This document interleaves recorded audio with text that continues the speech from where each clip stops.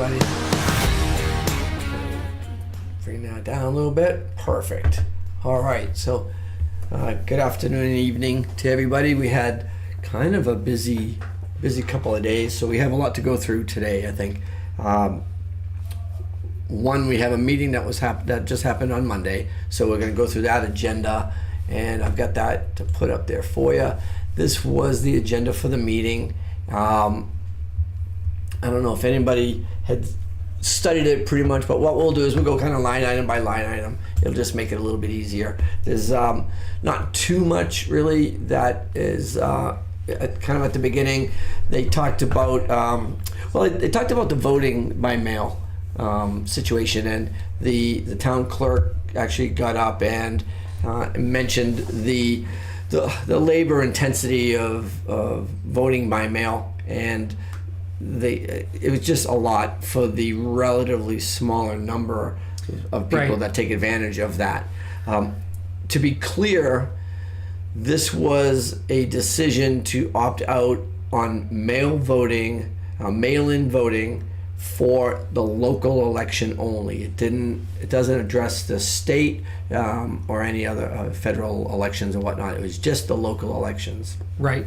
Any comment on that? No, it seemed pretty straightforward. I think some of her points were valid. I think in an ideal world, we would have plenty of people to open envelopes and make it all right. There were some arguments about just how much time you have to give and how many man hours it took, people hours it took to open these and tabulate them, and then how many of them were just wrong. They weren't signed appropriately. That was a little bit of a surprise, unfortunately, but I think it was true. And I think that is sad, and she said it was sad, and it's one of those things when if you do the early voting and you don't follow the rules, you don't have a second opportunity. Right. No, 100%. And so there were a couple of arguments like we don't trust the mail system, and when you mail it in, you get there's more people touching it, so there's more.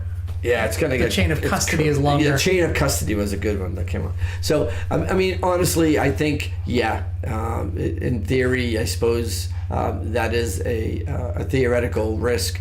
The other thing that was pointed out is that you could do a mail-in vote and actually drop it off, which is so you get it by mail, you fill it out, you drop it off at your convenience into one of the areas that are allotted for ballots. So anyhow, it got voted. The clerk wanted she would go either way, and she readily said that. I think with the vote, with the feelings of everything, they voted not to have mail-in voting. And the mail-in voting does not include absentee. Right. Absentee is still an option. So if you cannot make it, you can request an absentee ballot. Right. And here in Brimfield, they're fairly easy with their rules. With absentee ballots, usually you've got it's because you're out of the country, you're serving in the military, you're doing something. But here they don't really ask why. And if you want an absentee ballot, you'll get one. Right. All right, and the next thing up was, so that was the a public hearing technically for that. So that was a separate issue. Public statement by the chair. This was regarding town policing. So if anybody hasn't had the opportunity, we certainly did an episode last week just talking about the sheriff and. There we go. Him and Chef came in town just to talk about his position, and if you go back a few weeks ago when he came in at the safety complex. Right. I think that there was definitely some information that was misleading as far as why they were there, and so he did try to rectify that a little bit with that last meeting a couple of weeks ago. But this particular statement on town policing was given by the vice chair. Right. And her statement, and again, I'm not going to quote it, but I will kind of paraphrase it, that we don't need the sheriff's department, and we have all the state police that we need to assure policing in the town of Brimfield. She also went on to state that the chair, I think it was just the chair, but that went to talk to The colonel. of the state police, and rest assured that that vehicle, that was the case. Yeah. We should probably point out that what they're talking about is there in the Sturbridge Barracks. There is a car that literally does nothing but patrol Route 84. Unfortunately, it's a highway for bad things to come through from New York to the Central Mass and then disseminate across the state. So there's one car literally dedicated to 84. It goes down Connecticut, turns around, goes down to Connecticut, turns around, and literally very, very busy vehicle. There is another vehicle that is kind of on call, if you will, that is on call as a backup vehicle for, the way I understand it, and we went into this a few years ago, a few times. It backs up the 84 car, and it backs up Central Mass, other stadies or whatnot in general, and I think mostly the backup is for 84. Okay, all right. I don't think it will go outside of its region that you're about to get to. Yeah, and okay, so the other and the other towns that it kind of covers for emergencies and whatnot is it's like Wales, Holland, Brentfield, Munson, and Palmer, I believe. And so it's always been available as a vehicle that can help police the other towns. Right. When a couple of years ago on town meeting, we were talking about going to 24/7 coverage, and even before that, when we were talking about going to extended hours. Just expanding, yeah. Yeah. You know, the big detraction was about, you know, oh, well, we've got this police vehicle, and you had the firemen, you had the paramedics, Brimfield Ambulance at the time, and any number of other people stand up and say, yes, we have this guy, but we can't rely on him for a domestic, you know, for an accident. There were times that, you know, he was on the far side of wherever backing up the guy on 84, and it was 40 minutes before he got to Brimfield. Right. So that hasn't changed. And in the meeting, the vice chair made it seem like that had changed, and that we would, anytime that we weren't able to fill a detail, they would take a shift. they would take the shift. That's exactly how it was worded. And and I And- just don't think that is correct. Now maybe we're wrong. We talked to the chief about it afterwards, and we did. He confirmed that it is still that same roving unit. Right. You know, and And in theory, it probably is available most of the time. I mean, I don't think it's overly worked in those 5 towns, additional 5 towns. but the problem is, he may be in one of the other 5 towns, 4 towns, and it will take time. You know, when you've got a local presence, you've got, you know, 10 minutes to the furthest, well, probably 15 minutes to drive from, you know, Washington Road, Northern Washington Road, down to Allen Hill Road. Yeah.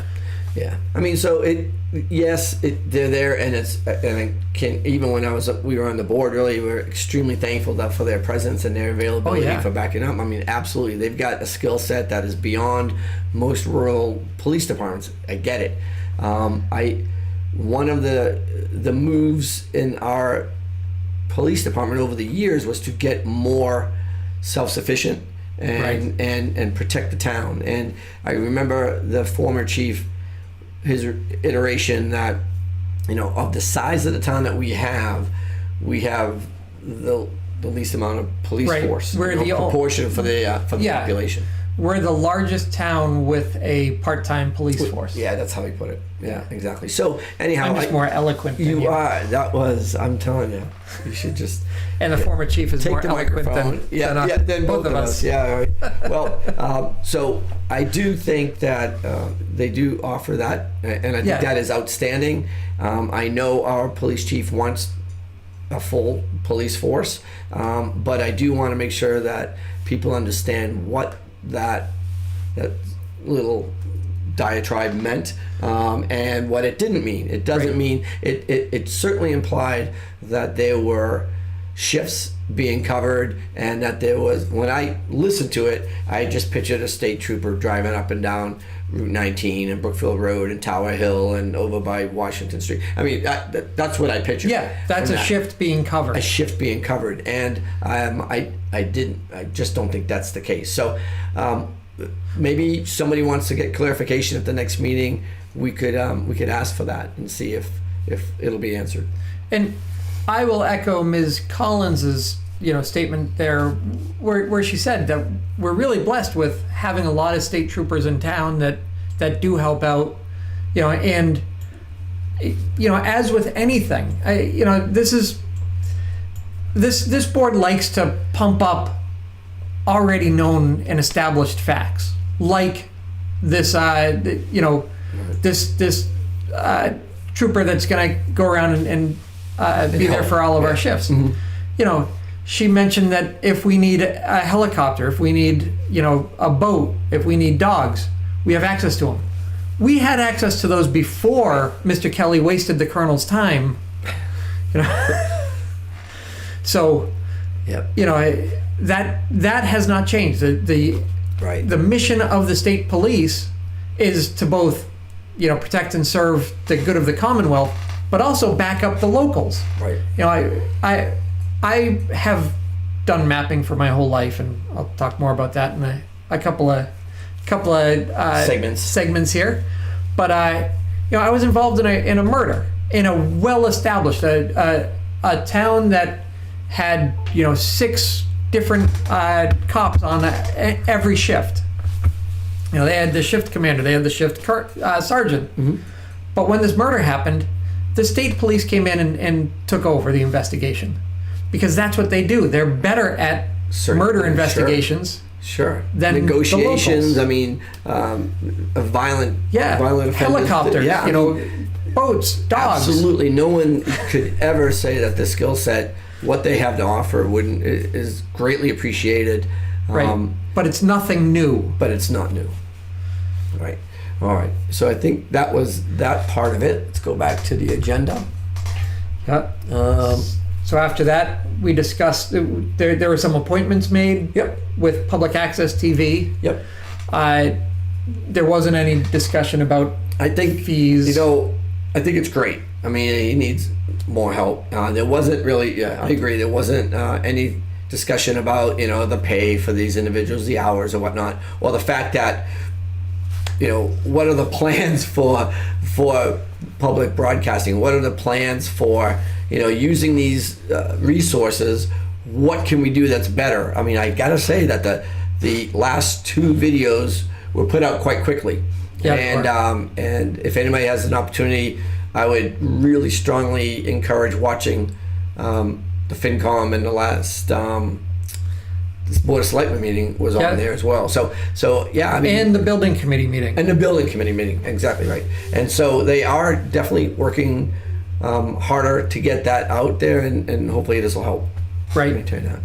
And, and it should also be known that the fees do come out of, the way I understand it, unless there's been any change, the fees do come out of that cable fund, the fund that we get from Spectrum or Charter or whatever. And that's why they didn't talk about the payments, because it doesn't come out of the town budget. It comes out of what Charter gives to the town based on all of our payments to Charter. Right. All right. So before we continue, all right, I just wanted to bring up this thing that I found the other day. If I can, I should have had this already prepared, and of course I didn't. Of course you didn't. But I've got to do everything. It's crazy. So talk amongst yourselves. Yeah. Sorry, I just couldn't. So with the building committee, they wanted to, and it's not coming in, but they were talking about having a soup to nuts vendor. George spoke to a vendor at MMA who said he could do a soup to nuts. Yeah. And Eva and I both tried to get them to. You might want to back up and explain what he was looking for. Yes, so where he was. They were talking about the So he was at a government meeting of the. Yes, MMA is the Mass Municipal Right. Association. Right. So, and they've got a big vendor showcase there. Everybody from accountants and CPAs to GIS people and HR and every type of consultant you can think of. So he went and talked to one of them, who said that they could help us out.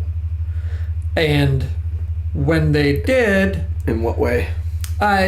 with this being the vendor for a building project. Okay. So for an entire building project, like. Yes. Okay. And that's the soup So to that's nuts. the soup to nuts. So We should hire this company, and they could come in and tell us, be the architect, be the OPM, be the be the contractor, the builder, Right. and they could do it all.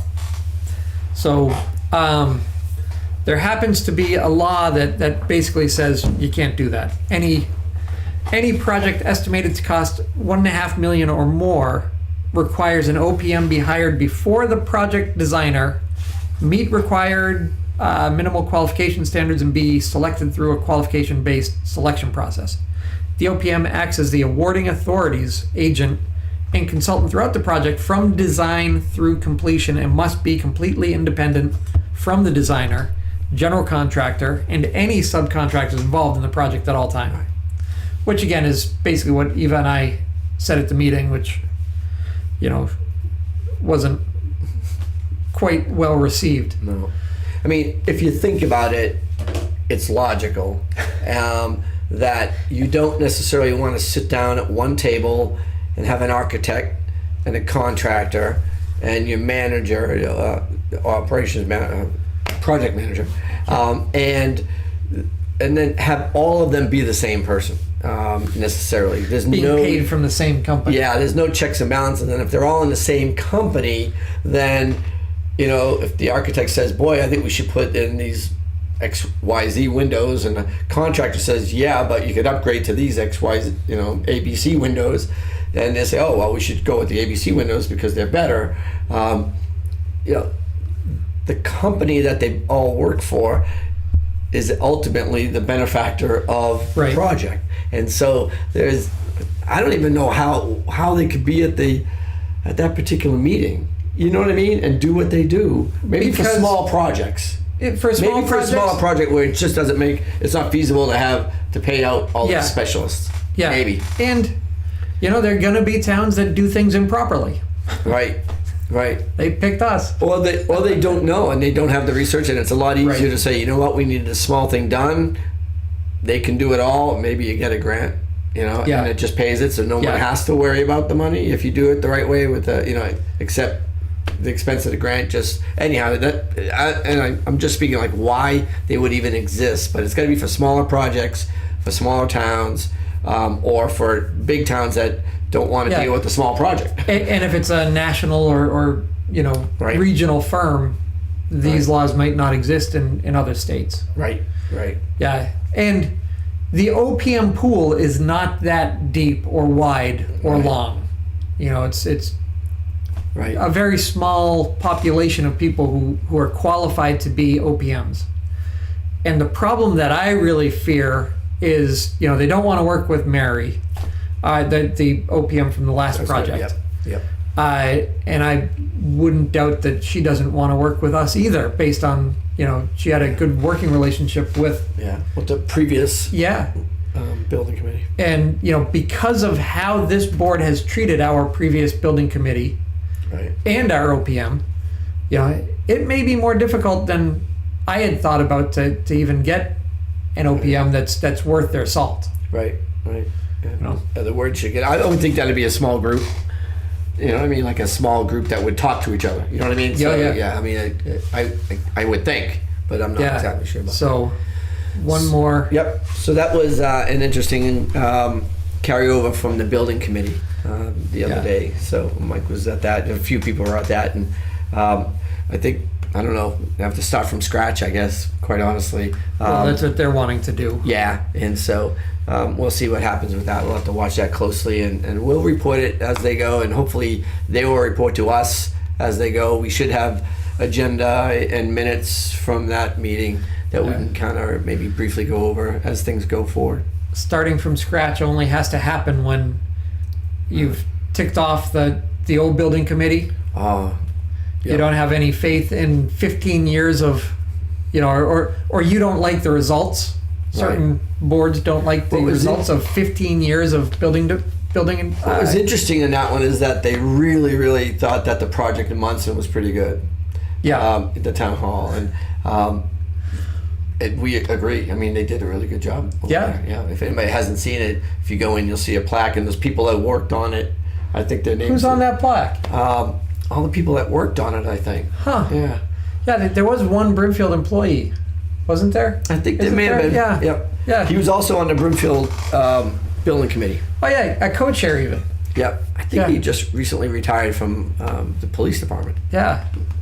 Luckily, he left on very good terms, and will Right. surely. So come what back was and interesting is they brought up, that was a good project. We should see kind of why reinvent the wheel, right? And maybe talk with them about how their project went and some of the trials and tribulations that went along with. And the reality is, they gave up one of the resources that they kind of disbanded from the building committee was on that and was an integral part of that building committee. I'm assuming that they all worked together and got the project done. So anyhow, I thought that was just kind of a little bit of Yeah. irony, maybe. Yeah, and another big, Loss. semi-recent big project Yeah. that was done Mhm. was Tantasqua High School. Right? And that took a long time. And does anybody know anybody on that committee? I personally don't. Do I? Oh, you do? I do. Yeah, it might have been the other co-chair of the building committee. Oh, yes. Yes, I did know that. Exactly So right. Yeah. the two, probably the two Yeah. most recent big successful projects we've had. Right. Our old building committee had them as co-chairs. Right. I mean, it wasn't because they didn't know anything, and it wasn't for nepotism or anything like that. It was because that was the best decision to make, and hey, it worked. So Which what are you talking about? having them as co-chairs. Oh, yeah. You know what I mean? And Yeah. having them on the committee and then recognizing There what was they've been absolutely through. no and- nepotism, no, nothing like that at all. It wasn't just They volunteered they volunteered and then they based picked on qualifications. and they picked co-chairs, and it worked Yeah. out really well. It actually worked Yeah. out quite well. But all right, so we'll see. We'll keep everybody abreast of those. I guess whatever headway they make. Yep. I'm sure that they should bring something to the town meeting. Maybe who knows? We'll see. All right, next step. All right. This was interesting. The building inspector, the zoning officer, Mr. Cantel, came in and discussed the Permit Pro software. And they've been having some trouble with making the Permit Pro software work in their department. and all departments. I mean, it just is a glitch. And sometimes if you're not using these programs 24/7 or at least 7 days a week every week, and you're using it a lot, it gets a little bit fiddly, I guess, to say it to just put it bluntly. And they don't like it. They thought it was slower to try to make people kind of work with the Permit Pro, work through the Permit Pro, and printing off of the Permit Pro. That they really couldn't get the reports that they wanted, and he was really pushing to not use Permit Pro and But go what was back. he going for? An Excel sheet. They were going to use an Excel sheet and just keep track of things on a minute to minute, day to day, week to week basis on an Excel sheet, which again, it works. It works for a small town. It, however, does take away the advances of technology, and it does take away the ability sometimes for a transition from one person to another. Hey, what's the status of things? And I mean, granted, an Excel sheet and paperwork, if it's organized, will be fine, but it's not always like that. Sometimes there's an assumption that, oh yeah, I didn't fill that in yet, or I didn't get to that yet. And it's in the works, and I've got this, whatever. I personally think that the technology is there. Permit Pro might not be the program. I mean, I get it. I mean, I've had programs at my business that we used for a while and then I got rid of. I just didn't like the way they worked. They weren't helping, but I replaced it with something that was better. I didn't Right. just say technology is bad, because Right. I think it should be I think it should be digital. Right. So Right. here I am again. So another thing that I've done in my career is permitting. When I worked actually for the same town, the town had spent millions of dollars on computer and IT stuff, and the newspaper came in to do a story on this, really good. I mean, we had fiber 20 years ago, and it was fiber to every building and just crazy network stuff from long ago. Mm-hmm. Had a really good article being written, and they went to the building commissioner, same position as Mr. Cantel, and they wanted to interview him and how his department was using computers in the network. Mm-hmm. And his response was, they're basically just expensive bricks. We don't use them. It's junk. Right. So all of a sudden, this article that was just glowing turned out to be this, Yeah. hate piece on, the town has wasted millions of dollars on bricks. So town manager sent for me, town manager in the case of Brimfield would be the, select board or the chairman of the select board. So in the case of this town, they sent me and said, can you do something? Can you look at permitting software, get us into the 21st century for this? I said, sure. I built my own and it worked and everybody was happy. In the case of Brimfield, 20 years later, the guy said, it's a bad piece of software, we don't want to use it.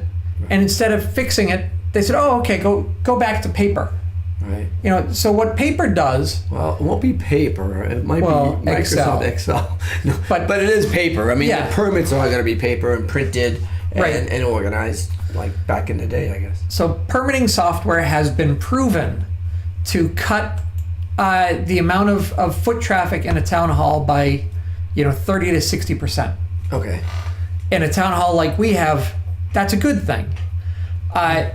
In a part-time town hall like we have, it's also very good to have the ability to have a piece of software that if you go into the Board of Health, Right. say, I want to know the status of my permit. Right. She can type in there and see what's going on and say, okay, right now it's in conservation. Conservation has their next meeting on this. Look at their agenda, say you're on the agenda for that week, and everything is good. It also has the ability to do that online. Right. And Permit Pro was chosen, and I was just getting on Yeah. when Permit Pro was. It was already in effect, and I know the assessor's office was using it, right, and they wanted to expand the use of it. right. Yeah. So the reason it was chosen was because Permit Pro is made by Patriot. Yes. Patriot is the Yes. CAMA system, the assessing software that we use. Right. So every permit that goes in is automatically fed into the assessor's database, and then she knows how to go out and do the inspections and do the reval and make sure that all the property is accounted for. Right. That's a very good use case for why you want Permit Pro. Right. Permitting software will never decrease the amount of work, and usually will increase the amount of work that any department has to do, because it is a learning curve. It is typing a whole bunch of stuff in, possibly a second time. Right. But because of all the other connections, it's basically a hub in the town that allows everybody to see what's going on. Right. Break down the silos that exist with Excel spreadsheets. So, if Permit Pro doesn't work, I know of 10 that I would say are better. Right. Yeah. To go to Excel is the wrong Right. choice. I think it's a backwards move. Yeah. I mean, honestly, knowing, And I don't know. I had my hand raised the whole time to discuss Right. this, and of course, I wasn't allowed to speak. Oh, they probably just didn't see you. That could be. Yeah. Yeah, Yeah. through the trees. I'm sure they would have wanted to. All right. Let's see. So then, the building commissioner talked about schedule of fees, and so we didn't get to see the fees. I think he came in front of us to do that as well, and I'm not sure. I'm not sure that the select board. I think we ended up doing it. I'm not sure how I voted. I think that I'd have to go back and look too. I mean, we usually, for something like, what's the regular fee for X, Y, and Z, and that's their job, and it's not that egregiously wrong. Then I think you give the freedom a little bit to people who know what they're doing in that department. I don't remember. Because it's not going to be over the top. I do remember having a discussion though with some contractors who came in talking about, because some of it is stretch code, and some of it are things that, it's which way do you interpret it, that way or this way. And I do remember those discussions coming up. But right. Yeah. Either way. Yeah. I think they.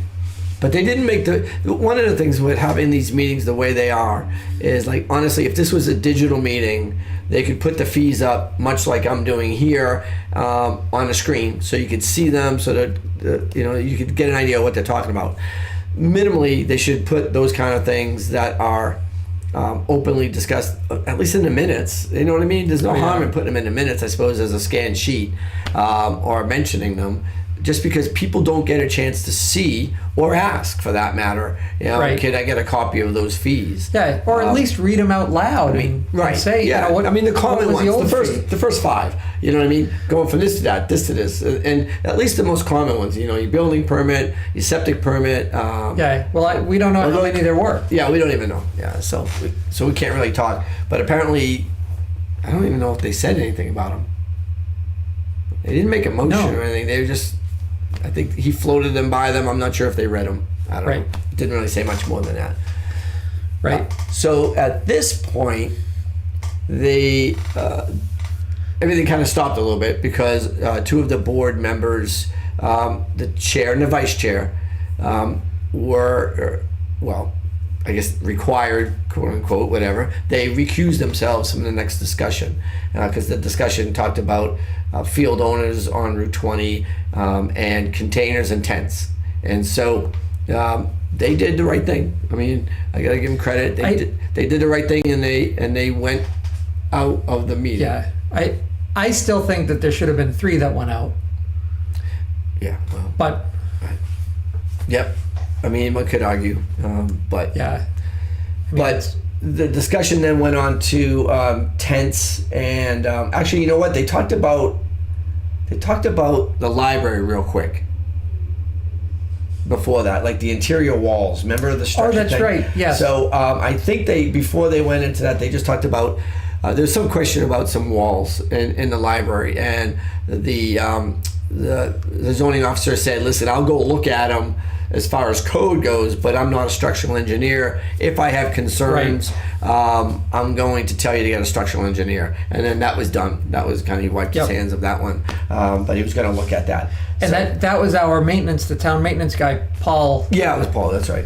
That mentioned it, saw it, which is good. Yep, absolutely. So they did that, and then and then the chair and the vice chair recused themselves. Just so you know, this guy takes notes. Yeah, I did. I took notes during the meeting. I know people think I'm texting, but I was actually taking some notes just so I had them. All right. So I guess we could talk about containers first, because that's pretty straightforward. Containers, and that started with us too. Yeah. Containers have always been kind of up there. Like, people, how do you regulate them? Well, they're technically a structure, and they should have. They need, for installation, you need a permit, you need a site plan from the planning board, you need a site plan review, and they were talking about size of the units, and I think it was like 120 square feet or less. You don't need a permit. Commercially, and then I think that's 200 square feet or less for residents, is what he said, which seemed odd that it was a bigger number. Well, it's because it's on the commercial zone. It's you don't want any eyesores on a commercial in the commercial zone. All right, and so so they were talking about basically, he was just saying, you need a permit for these, and you just can't throw a storage unit on your commercial property and not have it permitted. And so that came up. There was some discussion about what size was again and definitions of where the commercial district was. But it was pretty straightforward. And he came out and he said he's not going to be, draconian with this. He's going to, issue letters and just make people aware of it. They've got to they got to comply at some point and put an effort in. So he had already sent the letters out, and he did that about a year ago when we were still on the board, maybe two. Right. And there were a number of field owners, and he did send it out, I think, first to the core downtown area, and then he did send it out to everybody on the in the commercial zone. Commercial zone is 500 feet on each side of Route 20 from the Palmer line to the Sturbridge line. So it's all of Route 20, 500 feet on either side. And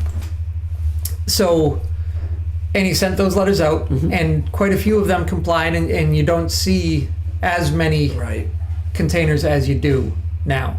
Right.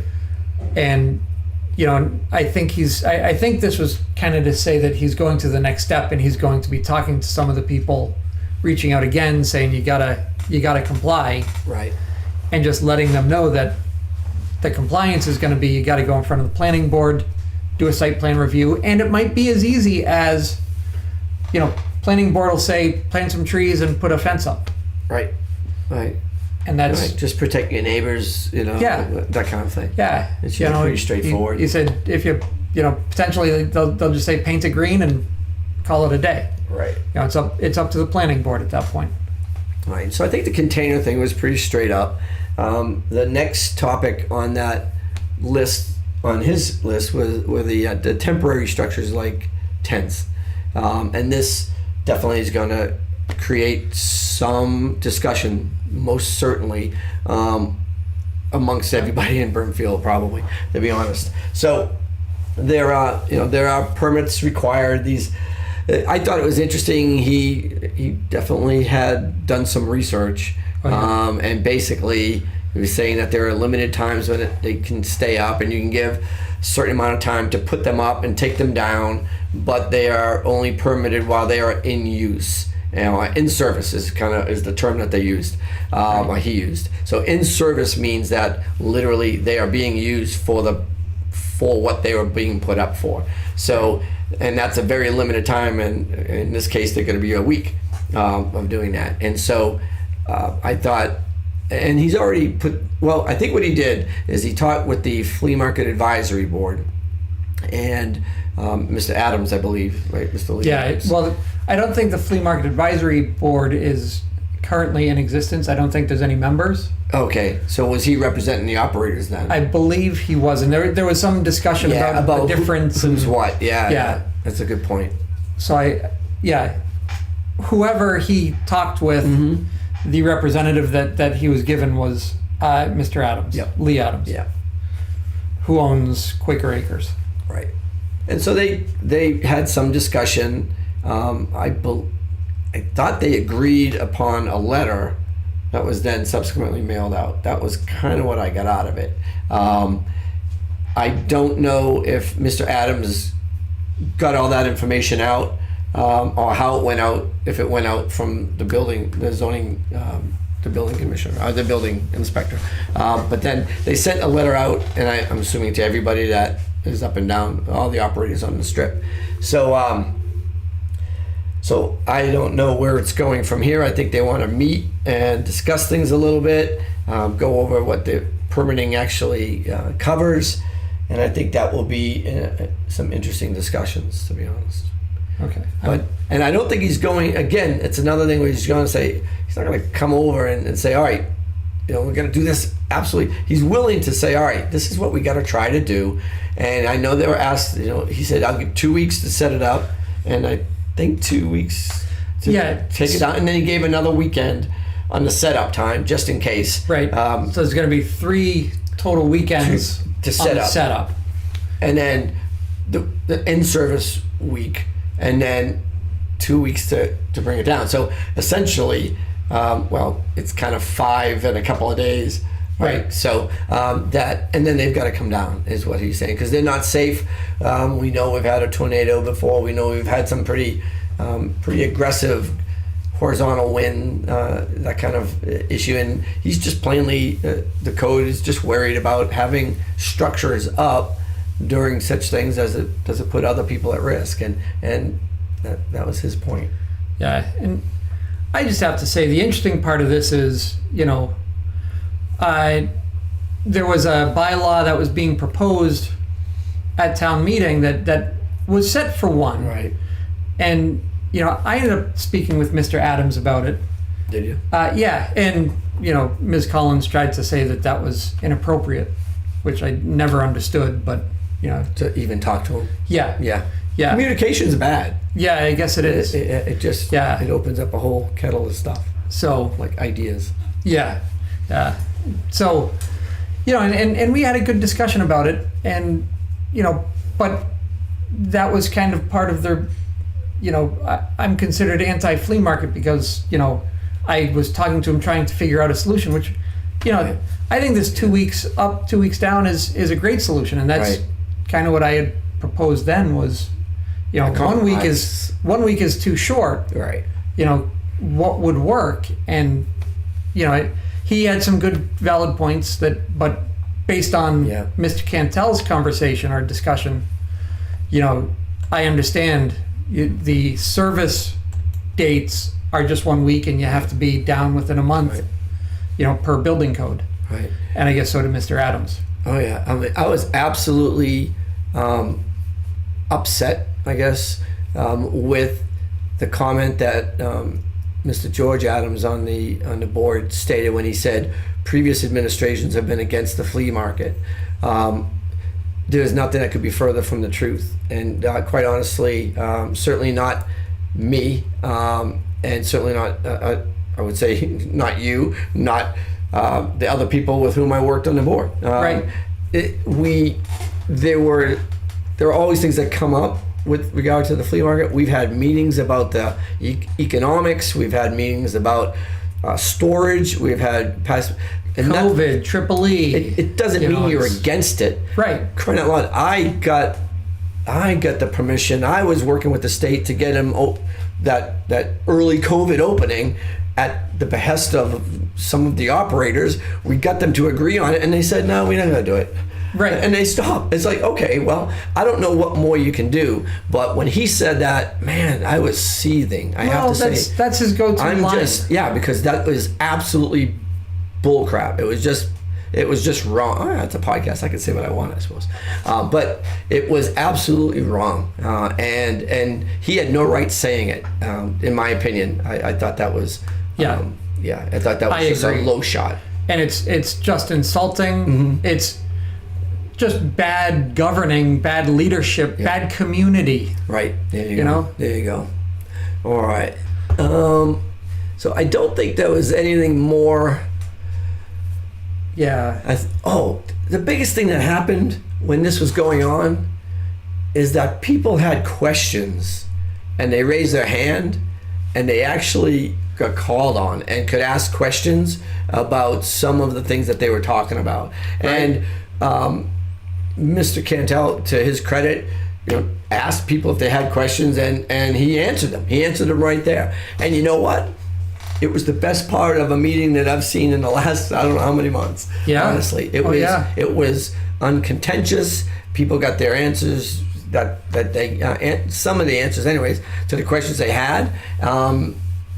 I thought it was really, really well done. That Refreshing. segment was it was refreshing. Yes, it was well done. I Yeah. thought he did a great job in answering it, and he also did a great job kind of explaining his position, and also in how he was planning on putting it out. He was even talking about, there are a couple of things that he was talking about, like the fees and the fines, I guess, that go along with some of these things. And he was he's trying to mitigate that by reducing fines. I think he may have been a little bit maybe out of just maybe not quite in the know, I guess.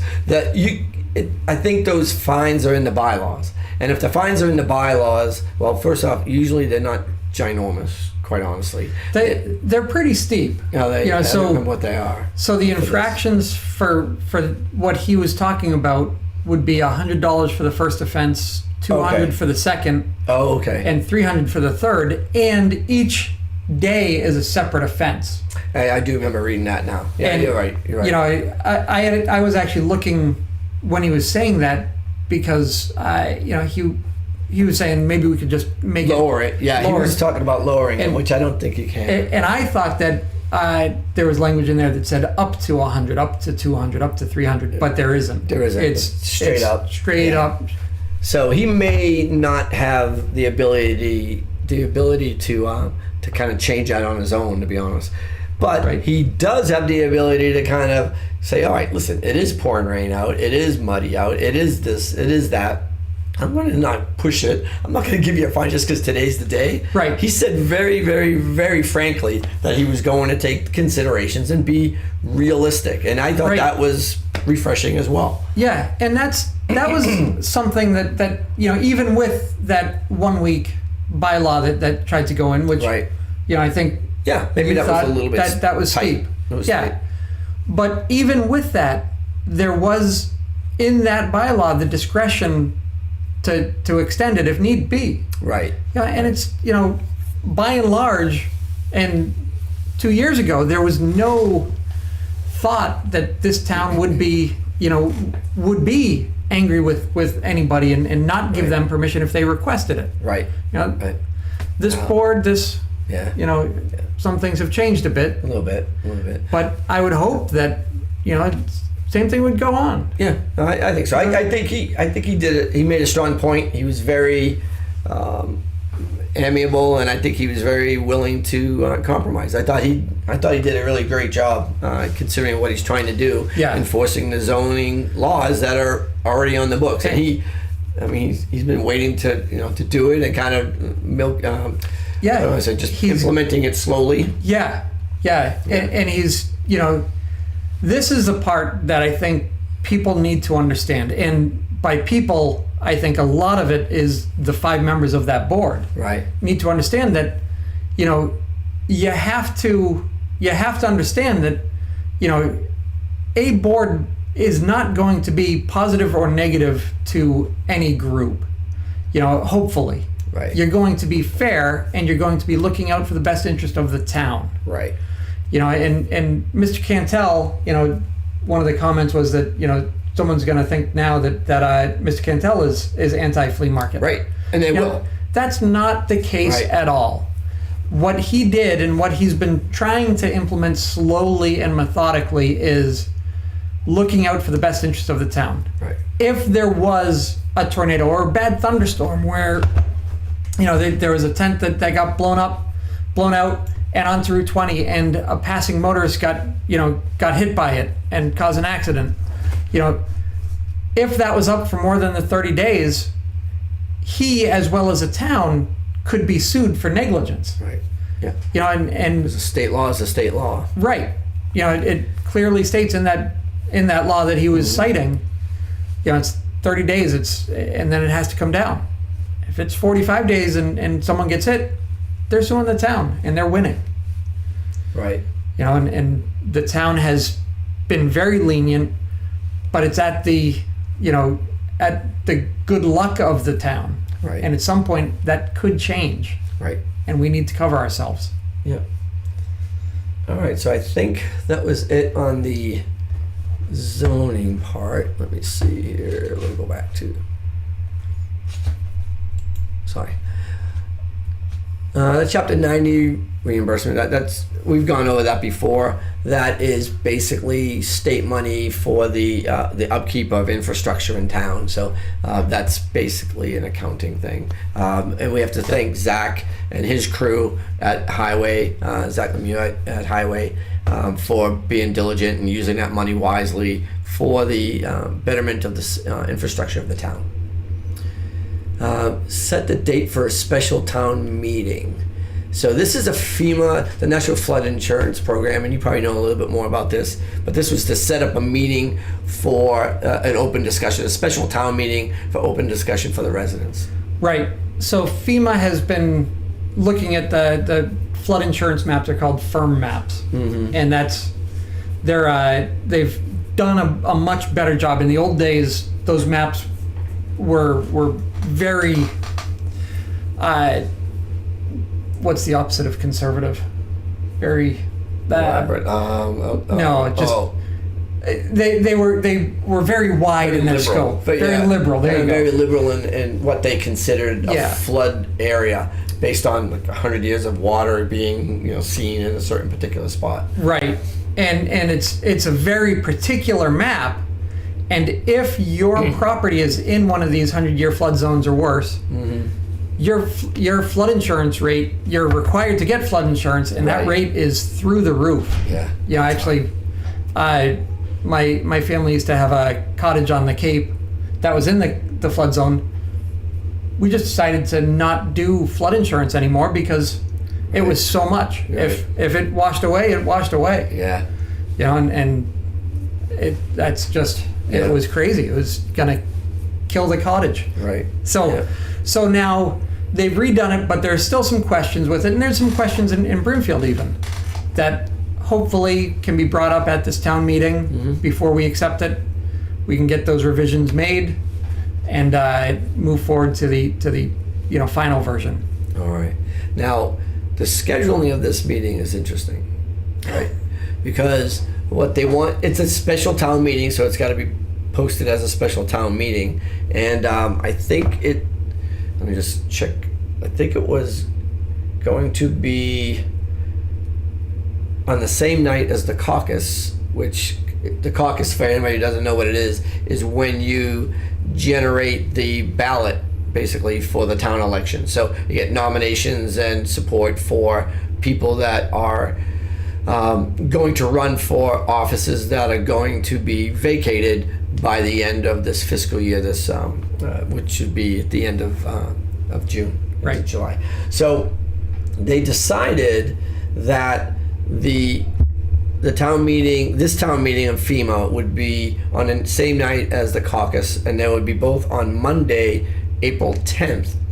The caucus would start at 6. It's usually pretty quick. It doesn't usually last more than half an hour, 45 minutes. No. Half an hour usually.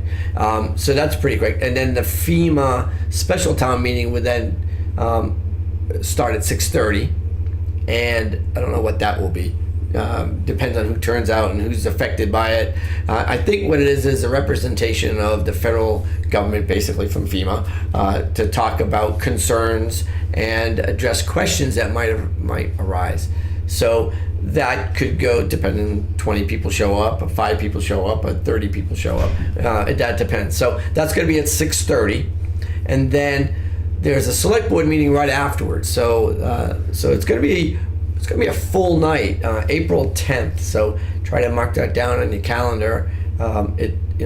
Get some supper beforehand, and it could be a little bit of I don't know what's going to be on the agenda, so it's hard to say what's going to be on it. But anyhow, that's how they scheduled it. That's when it's going to be. So, and that was the FEMA. So that was it for kind of the new business, I believe.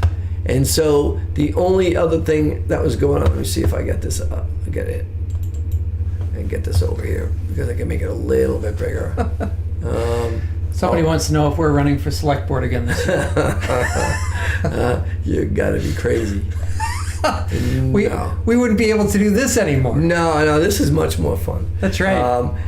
And honestly, I just can't even imagine. I just couldn't even imagine. No, right now. This, and I won't speak for Mike, but I think you can. I had the pleasure of sitting on a number of, 6 years or whatever, with some really, really good people, and that's the memory I want to have. I don't want to remember the last year. Quite honestly, I just don't want to remember that last year, and I don't want to go back in and make that my memory. Right. So it's very selfish of me, potentially, I suppose, but that's what I want. And it's going to be a tough one. I mean, I don't know. This year there's only one seat that's up, and that's Ms. Collins' seat. Right. And so that means that whoever comes in is going to be coming in to, work with the other 4. And that's a tough board to work with. Yeah, it is. I I don't know what to tell someone who might want to volunteer. You know, Right. I do echo Paul's sentiment of, I had one great year, and then it went downhill from there. Right. And to at least this first year, when it's 1 against 4, hopefully, is going to be a tough one. Right. I agree. And it's just not right. But again, these sentiments shouldn't dissuade somebody from jumping on, because I do think that a voice needs to be on there. Yes. And I do think that there ought to be a voice of reason, and amidst the chaos sometimes. I just think that the person needs to be cognizant of what they're getting into, but I do think that It's very important. it's very important to start a change, a wave of change, and awareness. To be honest, I think Right. more awareness now. I can't imagine that people aren't aware of what's going on, but the reality is there's not a lot of people that are aware of what's going on. Right. They live their life day to day, minute to minute, come home, and the reality is Brimfield's still Brimfield. Oh, hey, Yeah. there's a gazebo. Oh, there's a sign on it. Everything looks great. It's Is a it- bedroom community, and that's people what it want to is. sleep here. Yeah, they don't necessarily want to trudge through all these fine-tuned things. And if you're not vested in the flea market, you might say, I don't want anything to do with it. Let them deal with it, and I'll just kind of be quiet over here. And if you're in the flea market, obviously you're very aware of what's going on right now, and you know how the board's made up. And so, and unfortunately, I think the division between the town, just on the topic of flea market, has gone on too long and wasn't there, and then it was, and then I think it was falsely there, to be honest, over the last Yeah. couple of years. I just think it was disingenuous the way they did it. Yeah. So there was a comment that said, the select board doesn't have much experience either, and True. she hates to say it, but the vice chair has all the knowledge. What will happen when she leaves? Honestly, there's a difference between experience and knowledge. And she's sat there for the longest time, but Right. based on the stuff that she's saying, I don't think she Even still now. has much knowledge of the way that a town should work. Even now, and I'm going to reiterate something. I don't hate to interrupt you. I'm gonna though. I do it all the From time. the last meeting, when they were talking about the open meeting law violation that they said didn't happen. Oh, it didn't happen. But we're gonna send a response. They sent a response that said it did happen. And so, why did they do that? And I can show it. I have it in my email that. Oh, it did happen, and they blame one member of the board, and they didn't deny that it happened, and yet in the meeting they just said it didn't happen. And I mean, That's just lying, if you ask me, and that's just not appropriate. It's just not right. And so, yeah, I don't know. Anyhow, yeah. but. All right, so there were a couple of interesting things that happened. Now, so that was the end of the meeting. Then they were going into executive session, and so there was a vote to go into executive session, and then they would come out of executive session and go into another executive session. Once again, they screwed up the going into executive session motion, because they didn't mention the fact that they weren't going to reconvene in open for any public or for any discourse other than to adjourn. And they needed to say that. They needed to say, we're going to go into executive session, come out, close that executive session, we're going to come out into open session, go back into executive session, come out, close that executive session, come out, and then adjourn the meeting. And they never said that. Again, semantics, but you're talking about somebody saying, oh, they have experience. They may have experience, but they're not learning from it. Right. This has happened a number It's of not times. knowledge. This is something that's been brought up a number of times when they had the 2 executive sessions in the summertime. And I literally said, I even told them, I said, you got to do it differently. And they reworded the vote, but this time they did it again. Yep. So technically, I guess I don't know where they are right now. They're still in the meeting. Yeah. I don't know. That's probably true. It's semantics. It's a little bit silly, and I get it. But it's just you're there, and you should just play by the rules. So, regardless, the executive sessions. The first one had to do with the veterans officer, and I don't know. Nobody knows what it is, but it's that was up there. So it's that first one. So. Obviously, you don't know when it goes into an executive session. It goes into an executive session. It is what it is. It could be nothing. Who knows what it is?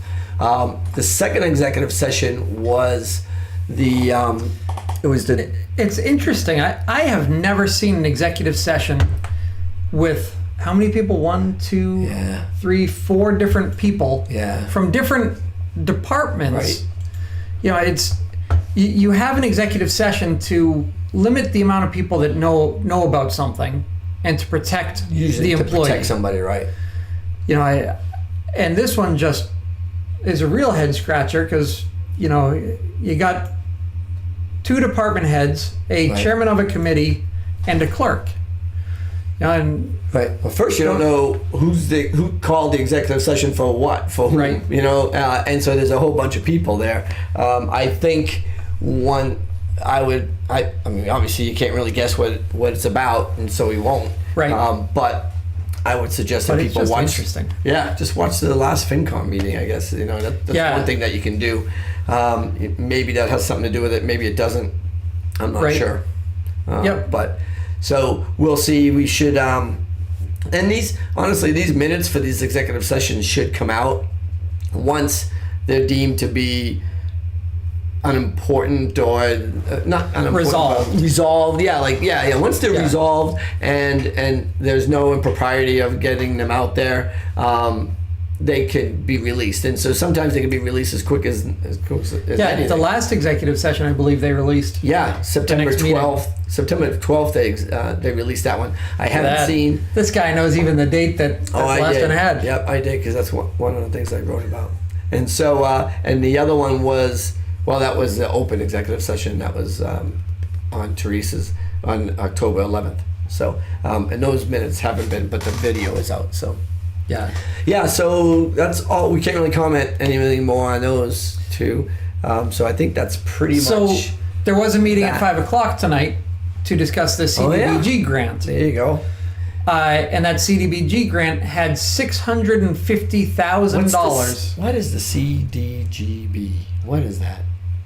CDBG. CDBG. Yep. Yeah. Just for those out there. Yes. So the CDBG grant is the, what's the C stand for? Community Development Block Grant. Development Block Grant. Yep. So this is a grant from the federal government that is usually administered through the Planning Commission, the Pioneer Valley Planning Commission. Mm-hmm. So the CDBG grant is administered through PVPC. Yeah, a lot of letters. ABCD. Yeah. So and so they helped us. They've helped us before, and primarily what the CDBG grant does is help lower income residents with some of their dire housing needs, and it's done through Tri-Town, so it's Holland, Brimfield, and Wales. The past 2 years, Brimfield hasn't been involved because we're better economically than Holland and Wales. Pioneer Valley wanted to include us again because we do have the low income, just like everybody else, that really could benefit from this program. Right. So they put us back in, and actually Brimfield is in charge of it, which means over the next 10 years, you're going to see stuff on the agenda that the McCarthys are selling their house and they need to get their lien removed, even though the McCarthys may live in Wales. Right. Right. So what it is basically, it's a lot of these are monies that if you needed a new roof, or you needed a new septic, or you needed a new some structural improvement to your house to make it livable, habitable, you would apply for it, and then the towns kind of decide of all the applications who gets it, basically. And so they divvy out the money a little bit here and there, a little bit there. And then what you get to fix your building, and there's a lien on your house. So what that Right. for the amount. And so if you sold your building, and I think it's 15 years or 10. I think it's within a relatively short time, you will have to pay a percentage of that lien back. If you stay in your house for longer than that period of time, then it's a wash. And so it's The lien basically gets removed. the lien gets removed, and you don't have to pay it back. So it's a really great project. If the lien, if somebody does sell a house, they get the roof fixed, and then they say, well, we can't still stay here for whatever reason. They sell the house. The money that they make on the sale of the house pays off the lien, and the lien goes back to the town, I believe, that the house is in. I don't think it gets divided. I'm not sure if it gets divided back into the three. No, it's It goes- whichever town is a primary town. The primary town, it goes back into the town, I believe, Yeah, right into the general fund, I think. I think I'm so. pretty sure. Yeah. And it goes back to the town, and so it's a great program. They also do a lot of other things, and this particular fund, I'll let you take it over me. It's $650. Oh yes, yes. So this year, they wanted to include the Brimfield Senior Center because we did a $50,000 study of it a couple of years ago, probably 3 years ago. Yeah. And now this would just be the next generation of that, because at the conclusion of that, which that siting plan that we did for 50,000 included public discussion. Mm-hmm. It included, review of the plan, that was a rough architectural plan. Right. And so the next phase of that would be getting the total architectural engineering plans to put it out to bid. 650 seems high to me, but I'm not in that business, so Yeah. I Who don't knows? know. Yeah, does seem high. Maybe it wouldn't be. Yeah, I don't know. yeah. And the 650, so there was pushback from the other towns saying that they didn't think that it should be included and it should be pushed out. But it ended up getting removed, and it got removed, from my understanding, because the select board wrote an email that said, take this out. They didn't fight for it. At best, they didn't fight for it when the other towns protested. Right. There is still a possibility that we could go after the 650 in a second grant. Yeah. So we could submit two. And I don't know if that's going to be done. And I mean, truth be told, No one's gonna write it. no one's going to write it, but I don't know if I even want $650,000 just because, who's administering it? Who's going to be in charge of this? Right. Can we really have the building committee, who has No experience. no experience, be in charge of $650,000? Right. Can we have this select board be involved when I'm not convinced that they've got the town's best interest at heart? Right. And it's a really bad predicament to be in, where unfortunately, I'm Yeah.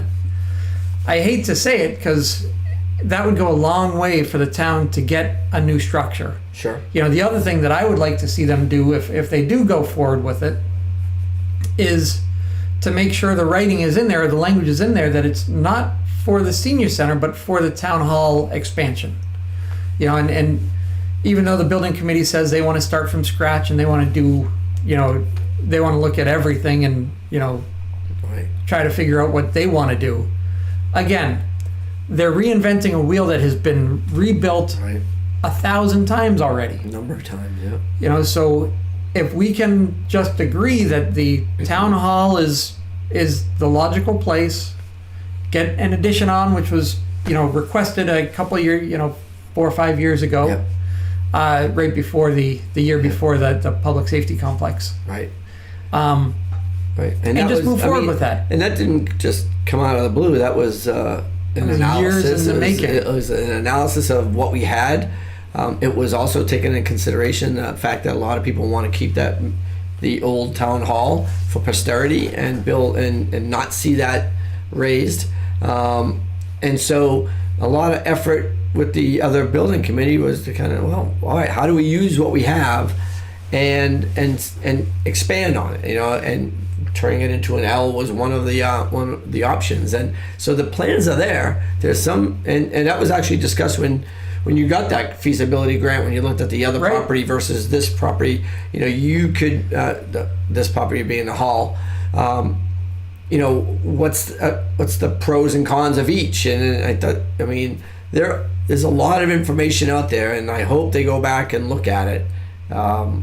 Some of it's And a little it's- bit outdated, but it's still better than starting at square zero. Right. The old building committee was ready to move forward with these projects. Right. And talking with State Senator Fatman, there's going to be a lot of resources in the next, I guess I'll just say it differently. The next round of ARPA funds, the state has got, I think, literally billions of dollars of ARPA funds. They've pushed a lot of it out to the towns, but they kept a large amount of it as well. And they're, keeping that a little bit close because they might, if there is a recession, they want to be able to help the residents out. If there isn't, and even if there is, there's still some left over, and the next round that they're going to release is for municipal facilities. Well, And if we lose out on this right. because, this building committee wants to relook at everything from a fresh perspective, that's going to be a real shame, because we could get the lion's share of this paid through ARPA funds and not have it come out of our taxes. Even having this grant at $650, having it, and then go talk to the senator, and then go talk to other resources and say, all right, we want to put some skin in our game. We have this. What can we do? If we don't start from square one, we don't spend all that money on reinventing the wheel, like you said. We're just that much closer to doing something. Now, that doesn't go a lot further now than it doesn't go far. $650 Right. grand. You think it's a huge amount of money, and it is. But today's building, it's just a lot. Right. It's going to cost a lot for that kind of a project, but every little bit helps. And if you Right. did that, and you went to the and say, hey, I don't want to screw somebody by taking this money. Should I take it? And talk to them, talk to anybody, and just say, I don't want to make it worse, but not taking it just seems like, boy, I don't Yeah. think that was a good idea. But No. I don't know.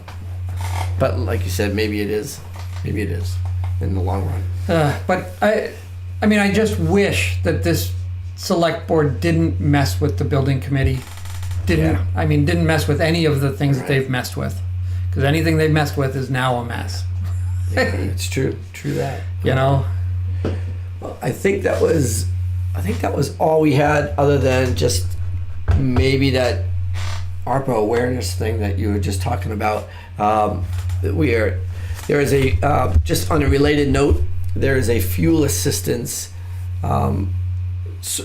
program that is being administered through the senior center.